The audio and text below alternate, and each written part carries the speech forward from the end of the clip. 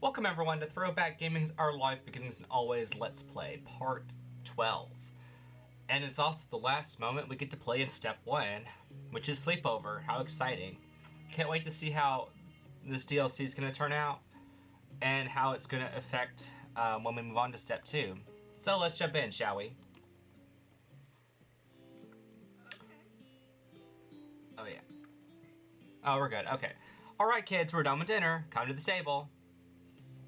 Your stomach grumbled right on time, as if it had heard your mother's words. You halted your game and looked over. Your mom was almost done setting the table. She was walking around the mahogany wood in the process of putting down cutlery. You know, like forks and knives and stuff. Mommy was still in the kitchen, humming under her breath as she turned off the stove and put empty pots in the sink to watch. From beside you, Lizzie stirred, uncrossing her legs and standing up. She stretched her arms over her head. Finally, I am ready to eat. Don't be rude. Then she cast a sly glance in your direction. You recognize that look. Are we going to race to the table? Last one to the table is a rotten egg. I hadn't... But it was too late. Lizzie had already bolted towards the kitchen. You tried to catch up with her, you stayed sitting, you yelled out to her, or you threw a cushion at her. Well, we're not going to catch up to her. Let's just sit, we're supposed to go into the kitchen anyways, but let's wait a second. If you didn't get up and race after her, then technically Lizzie would be winning against nobody. She could have that kind of victory. I like that kind of logic. You crossed your arms over your chest, remaining seated, and watched. It was a short distance to the kitchen table. Lizzie managed to get there easily enough, slapping a hand on the wood. Mommy moved just before Lizzie could bump into her. With an exasperated sigh, she resumed her work. I win again. Well, technically we didn't even race you, so whatever. You didn't win because you're racing by yourself. Because you cheated. Okay, you won, or you didn't bother to try talking to her about that. I love this one. No, I told you we were both racing. You're just so slow. I wasn't racing and you know it. Oh, I love it. That sounds like something a rotten egg would say. Lizzie grinned, her hands on her hips, then she looked over your shoulder. Cove, could you be the tiebreaker? Was that a real race that I totally won? Okay, first of all, you're asking Cove, who you know doesn't like you. Who do you think he's going to side with, me or you? Excuse me. You blinked. You hadn't noticed what he'd been doing during this little event, which wasn't much. You spotted Cove still on the floor, his legs crossed beneath him, the arm with his cast resting in his lap. He looked at the two of you with a slight frown. He's like, don't put me in this. It felt sort of strange to see him still here so late. Tonight, Cove had come to your house for a sleepover. Your moms and his dad had planned this a few days ago. Wonder what Cove's dad's up to. Maybe he has a date.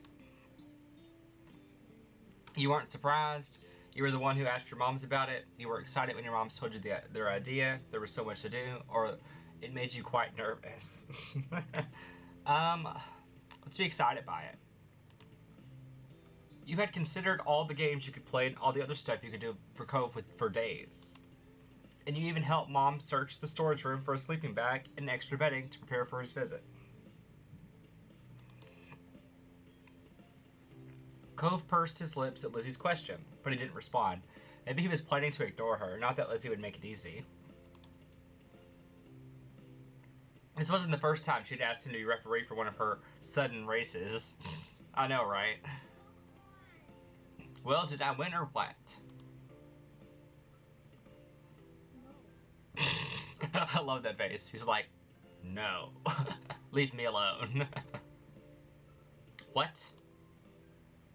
I don't think you won. How come? It's not my fault Jamie's slow. Cheating's cheating, and cheaters never win. I love Cove right now. It's true, cheaters never win.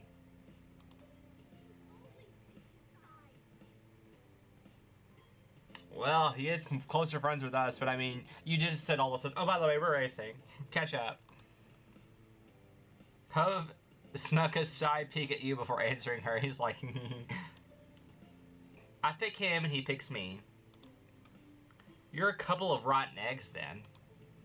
Well, you know, we might end up being a couple at the end of the game. We'll have to see. That's enough. Nobody here is a loser or a rotten egg. You each farm fresh. Oh, you're each farm fresh. That's cute. Which is a sentence I never thought I'd say. Now listen to Mom and sit down at the table for dinner, all three of you. Lizzie just like, whatever. You and Lizzie obeyed, sitting across from each other at the edge of the table. Lizzie blew a raspberry at you, and Mom turned her back. Your parents brought the last of the food and then took seats further down the table instead of sitting next to you and Lizzie. Only Cove was left out. He had stood up from his spot on the floor, but he hadn't made a move towards the kitchen. Cove, you can sit too. Slowly, he eyed the 4 seats that were left. Thanks to the new sitting arrangement your parents chose, one free chair was beside you, the other next to Lizzie, and the last 2 were on the other side where your moms were sitting. Sit next to me, you can sit wherever you want, or you sit quiet.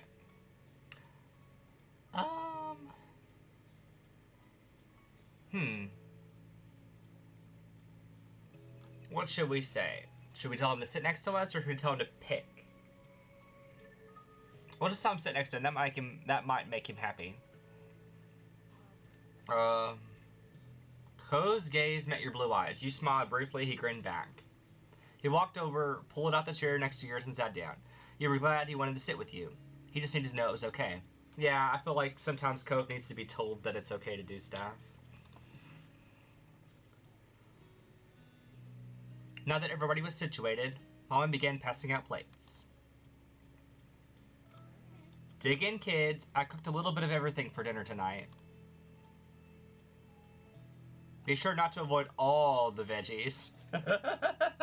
I wonder who that was pointed towards. Yes, Mom. That's what I thought. Each person at the table served themselves, except for one. Cove hesitated again. Well, this is his first time being over for dinner. So, yeah, I think it's the first time he's been over for dinner, so he doesn't know how to act. He fidgeted with his hands clamped on the top of his knees. He didn't seem very comfortable doing stuff in someone else's home. Probably because his dad always makes his plate. One dish seemed to have his eye at least. That's pineapple chicken. Want to try some? That doesn't sound bad. No, not really. By then, your mom had noticed that Cove was still had nothing on his plate as well. Do you not like any of the food, honey? Maybe he hasn't tried Hawaiian food before. He hasn't? Wow. Please don't talk with your mouth full, Lizzie. Lizzie swallowed the bite she was eating, then spoke again. He should try it now. She turned to Cove dramatically. Yeah, because that's what she does. Unless you want to shrink. That's what happens if you miss a meal. Elizabeth, that's not true. You know that. Cove squirmed under all the attention. He fidgeted with his fork between his fingers. It's okay, buddy. I've had some things, just not any of this. Oh, shoot. I knew I should have asked your dad what your favorite foods were. It's alright, Lonnie. Maybe he'll find a new favorite today. You weren't so sure about that. Cove didn't look like he was going to be trying any of the food anytime soon. You let your moms handle this. I think you would like the pineapple chicken, and she'll give me your plates, or you should try something new. Okay, we can either give him an option, or we can just make a plate for him. I don't know. I guess we can try to get him to try the pineapple chicken again.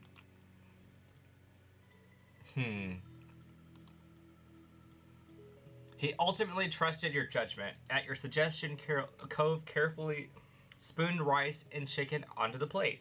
You saw that he took more of the grilled pineapple than any of the vegetables. You nodded, pleased, and your moms let it slide. At first, Cove picked at the food. Clearly, he was apprehensive to eat something new, but he took a few exploratory bites. It's good, huh? Isn't it? You don't have to keep asking. He still speared more meat with his fork and ate it, chewing it thoughtfully. He's trying to analyze it. Not bad. Mommy grinned at his words, satisfied even though it wasn't a glowing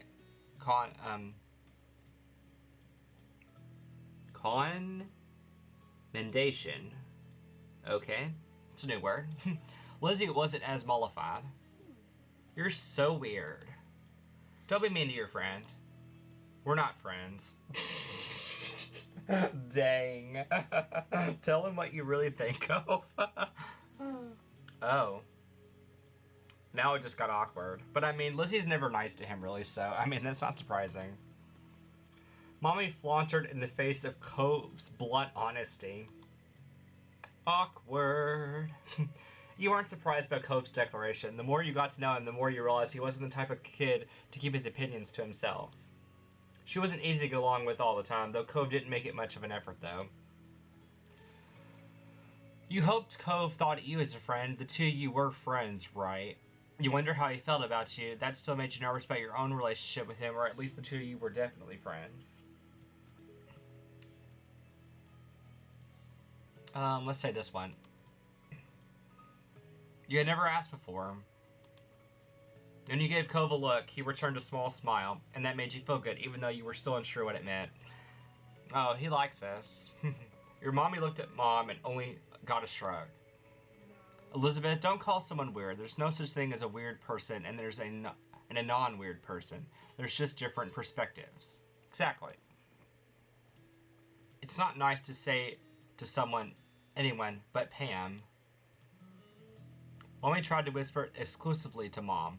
Her attempt to make it audible over the sounds of the clinking silverware meant you caught the whispered words anyways. They're not friends, he said so. As parents, we can only try, and sometimes we fail. Not all kids will be as thick as thieves. Now less talking and more eating, kids. You need to clean up and start winding down for bed soon. Excuse me. But Mom... No buts, we talked about this. Your bedtime will be moved back a few years. Now, for now, you don't get to stay up late. Lizzie skulked, muttering under her breath about how it wasn't right. You laughed at your mom's phrasing, you groaned about it as well, you stayed quiet and finished your meal. Let's be quiet. It was good food, and you were pretty content to keep eating. That's the idea. Good boy. Good job, Jamie. Everyone else gets it too. See, we didn't get in trouble. Excuse me. The rest of your dinner passed by uneventfully. Cove was silent for the most of it, even when you nudged him and tried to get him to talk. He's feeling shy right now. All too soon, the table was cleared, the games in the living room were put away, and you were all steered towards your bedrooms. Mom finished checking you in and kissed your brow just as Mommy poked her head in the room. All ready for lights out, you two? I was about to say, I expected Cove to be in here with us. You were lying comfortably in your bed, the blanket hiked up under your armpits. You could kick it off later if it got too hot. Mom had set up the sleeping bag on the floor for Cove, just beside your bed. He had already wiggled inside. You nodded for the both of you to respond to in response to Mommy's question. Perfect. I'll go say goodnight to Lizzie then. Mommy tweaked your nose, chuckled when you squawked in annoyance, and left. Mommy took her place, sitting on the edge of your bed. Sweet dreams, sweetie. She pressed a soft kiss to your forehead. You giggled as strands of her hair fell forward and tickled you. Mommy smiled down affectionately at you and then moved her attention to Cove, who watched from his spot on the floor. Do you need anything before you're falling asleep, honey? What does your dad do? Sometimes he picks me up and lifts me really high and shakes my hands like he's gonna let go, but he catches me again. He's actually smiling at something his dad did? What? This is a real thing? What? He's always so mean to him. That's surprising. He keeps doing that until sometimes he drops me on my bed. Or other times he lowers me down and we pretend like I'm crashing. That's adorable. I'm glad that he actually gets along with his dad sometimes, because it seems like most of the time he's just like, Dad, leave me alone. Cove had become pretty excited when talking about their nightly ritual he and his dad shared. Well, that's adorable. He seemed to realize how animated he was and bashfully quieted. But I don't want to do that here. Oh, have fun. Though I think you're right, it might not be a good idea to good idea to do that tonight. The sleeping bag might not be soft enough. If there's anything else, you can always ask me or Jamie's other mom. But I'm the nicer one. Just don't tell her that. Well, that does seem like the case. She seems like she's the softer one of the two. She laughed good-naturedly and stood up. Sleep well, Cove. Night. Leaning against the door jamb, she rested a hand on the light switch and looked at you. Good night. Sleep tight. Don't let the bedbugs bite. That's adorable. I wonder if we're going to end up doing anything after everybody goes to bed. With a last smile, Mommy turned off the lights and stepped out, closing the bedroom door behind her. You listened to her footsteps fade as she walked down the hallway. But even as the sound vanished, your eyes stayed open. It was so exciting to have Cove spend the night.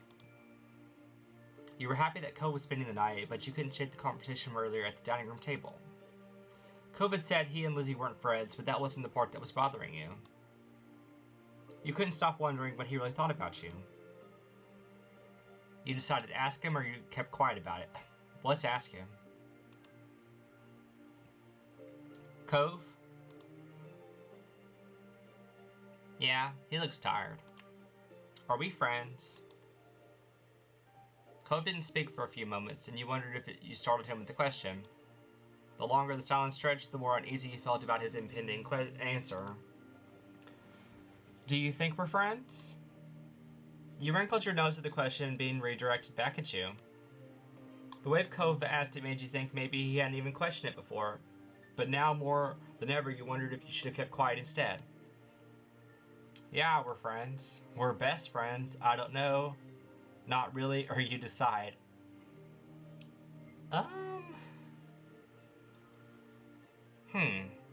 How should we answer this question? I guess we can say we're best friends, but I mean, we're kind of unsure. You heard You heard Cove shuffle around in his sleeping bag, and you looked up at the slivers of light casting upon your ceiling as you waited for him to say something. Well, there isn't someone else it could be. So I guess we're best friends. You chuckle. That answer was just like him. He's so goofy. Only 'cause there isn't anyone else? No. He's getting embarrassed now. You giggled once more. And then you let your eyes drift closed, pleased that it was settled.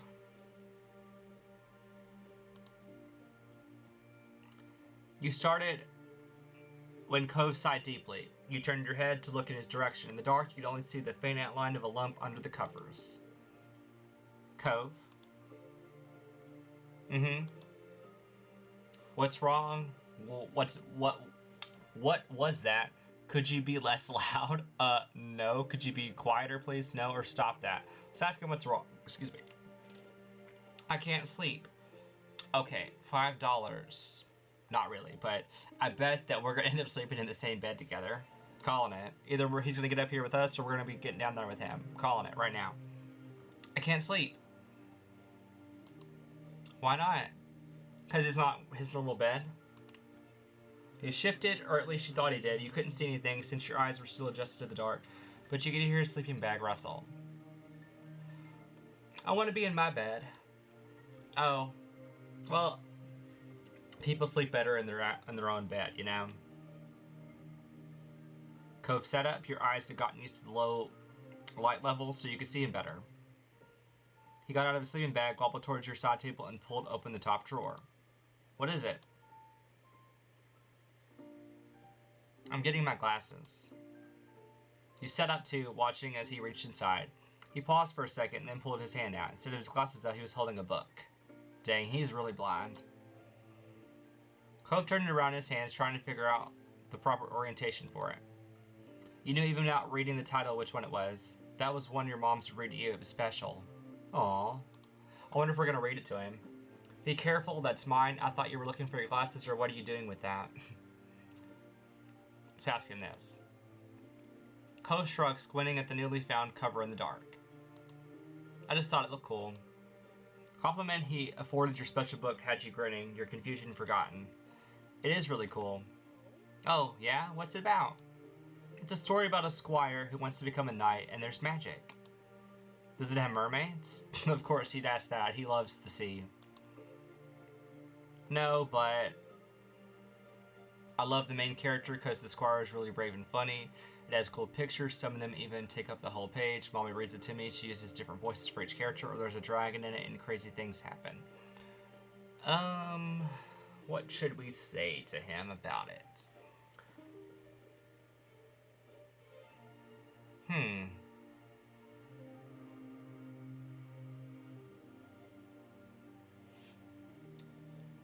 I guess we can tell him about the pictures.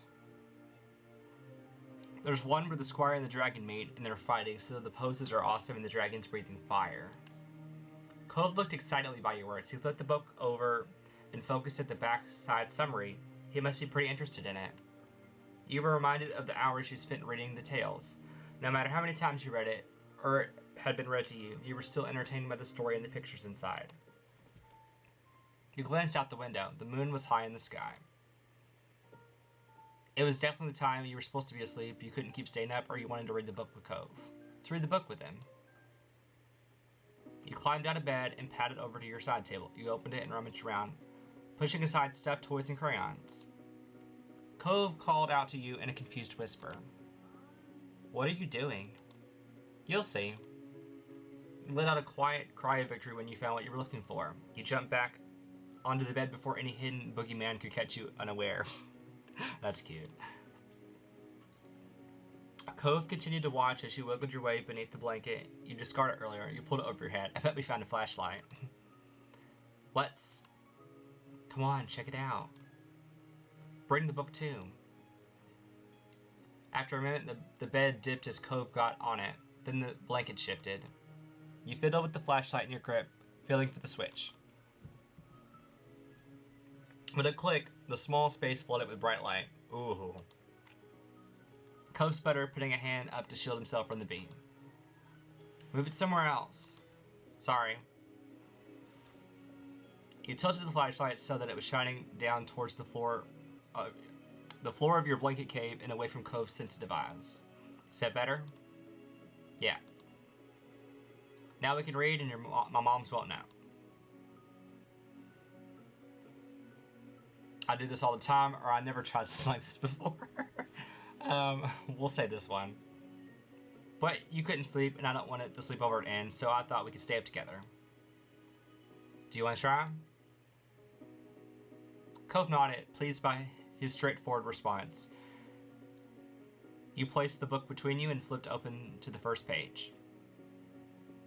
Meanwhile, he laid down on his belly and shuffled closer, picking up the flashlight to shine it on the pages. His face was illuminated with a warm glow. You mirrored his position, leaning in so you could see the book better. Your forehead's nearly brushed until you shuffled back at a comfortable distance. You wanted the story to be narrated, you thought it was best to take turns reading the book silently, or you flipped through the pages to show Cove cool pictures. Let's try this one. You loved it when Mommy read to you. Why not read as loud as you dared this time of night? You didn't even need to study the pages for long. There was once a squire who dreamed of knighthood. Let's start over with that. There was once a squire who dreamed of knighthood. All they wanted was to do good. Cove was taken back when you began to recite the words by heart. You even pronounced knighthood properly, a word which had given you grief in the past. His reaction encouraged you to keep going. Soon you got to an exciting part. The squire and the dragon's first meeting. The squire walked up to the fearsome dragon, their borrowed sword in one hand and a torch in the other. Her red scales danced in the light like flickering flames. Could you say the dragon's lines? Do you need your glasses? No, my head hurts if I don't wear my glasses for a while. I can kind of see things alright, but I don't know any voices. That's okay, it's fun anyways. Okay, let me see. Cove read the page, his mouth moving silently with the words. Eventually he nodded to himself and spoke them out loud. Who goes there? Roared the dragon. Who enters my cave? It was your turn. You went into the squire's famous speech. The next time you looked up from the page, your gaze glanced right on Cove. That's cute. His eyes were following the text, a soft smile lighting up his features. A lock of his hair fell into his field of vision, but he gave it no notice. He was lost in the story. You started when Cove caught you watching him. He raised a questioning brow. What? Nothing. Cove shot you a strange look, but he went back to the book. You did too, as your eyelids started to droop.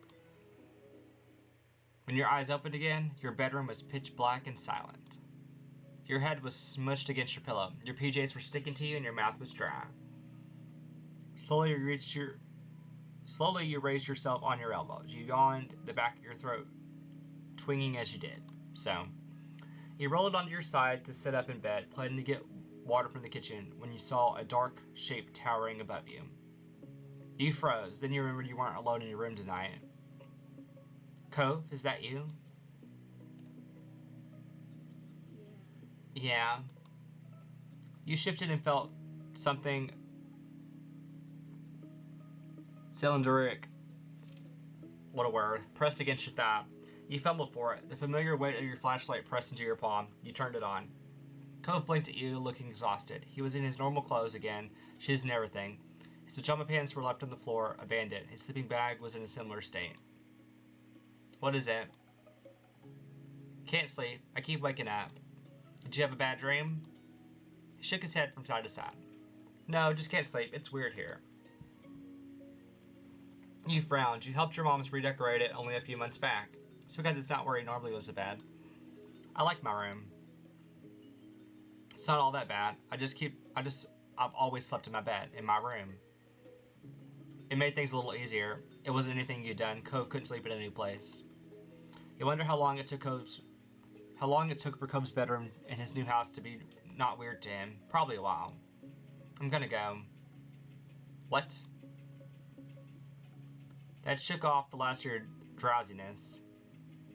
He was gonna walk outside back to his own house, this time of night, all by himself. He noted your shocked expression and looked at you with resolve. My dad will let me in, and I've gone outside late before, and I have to go. Don't be saying that. Bad.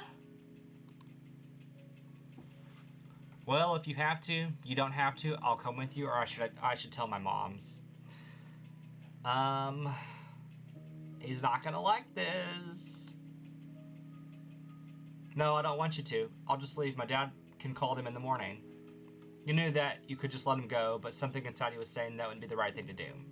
It's too late for you to go outside on your own. It'd be bad. Cove grumbled quietly, those stayed put. Okay, you can tell them. I'll wait. Good. When you crept into their room, Mom was still up reading in bed, while Mommy had already fallen asleep. When Mom woke Mommy up, they were both surprised to hear that Cove wanted to leave, and the two of them followed you back to your room to see him.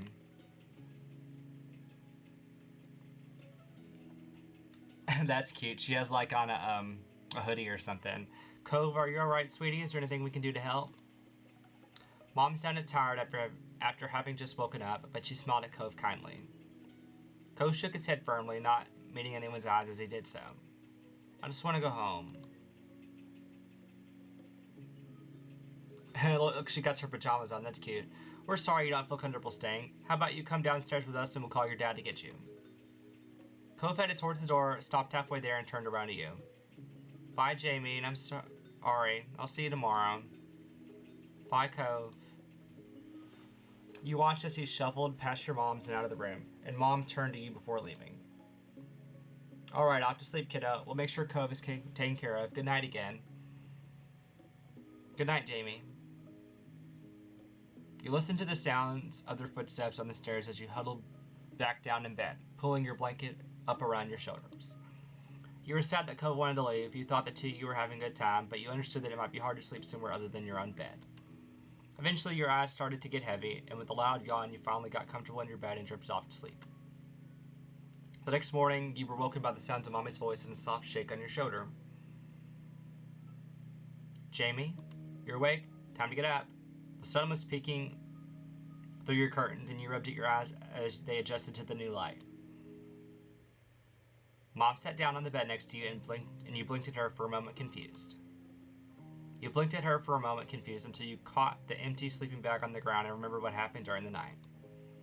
Mr. Holden came to pick Cove up and took him home. You should have seen his hair when he turned up, half asleep. It was even messier than Mommy's in the morning. That's cute. She chuckled at the thought, and you could tell she was trying to make you feel better about the whole situation, so you smiled back at her. Thank you for letting us know that Cove wasn't feeling good, Jamie. That was a nice thing to do. You nodded in agreement, and Mom went on to say that maybe once Cove started to feel more uncomfortable, you could try and sleep over again sometime. You smiled, looking forward to another chance to show him how fun your house could be. The next time you saw Cove and Mr. Holden, they both apologized for Cove having to leave so suddenly. You assured them that it was okay. In the end, the two of you and your parents were eventually able to move past the ill-fated sleepover. It all had been a learning experience according to the adults. You could accept that. There's definitely things you learned from it. And that's it for Sleepover. Ooh. And yeah, I think I'll stop here. Hope you guys enjoyed. If you did, leave a like. Subscribe to the channel to know when the videos come out. And I'll see you next time when we find out what happens when summer ends and we start step 2. But yeah, until next time, peace out, everyone.